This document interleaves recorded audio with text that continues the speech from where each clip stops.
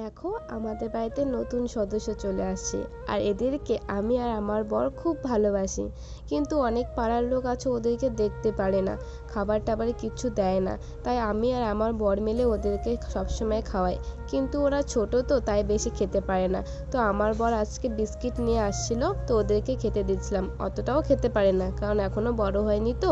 আর আমার না কুকুর খুব ভালো লাগে, এসব পশুদেরকে খুব ভালো লাগে। মানুষের থেকে না পশু অনেক ভালো, ঠিক আছে?